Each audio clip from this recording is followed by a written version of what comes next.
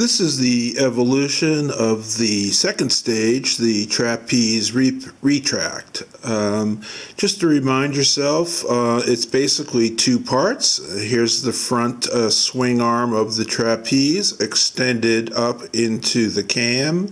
The cam had a arc which defined the range of movement for that front swing arm.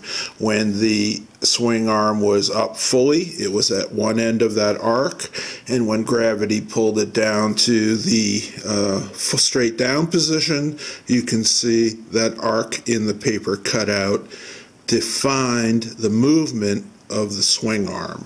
When the pin was released, the spring moved the entire mechanism back up to the fuselage.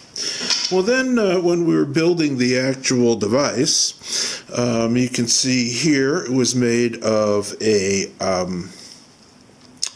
1/32 plywood and a spring from a toggle bolt. And this is a little plastic keeper from a nye rod.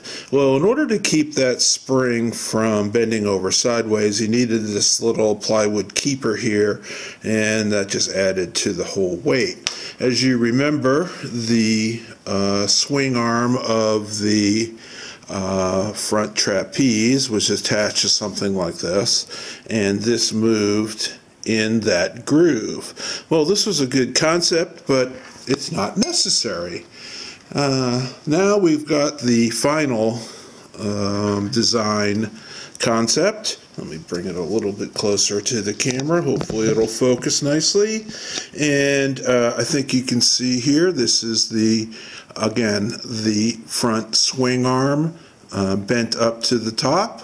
The entire cam has been removed. All that's necessary is the pin and a spring. Quite nicely, the spring fits inside the groove of the aluminum tube. Therefore, you don't need a keeper to keep it straight. It stays straight nicely inside the tube. And again, the cam is not necessary. We're actually using the release tube to move the front trapeze. So when the spring activates it, it simply moves straight up. Now to install it in the fuselage. Have fun.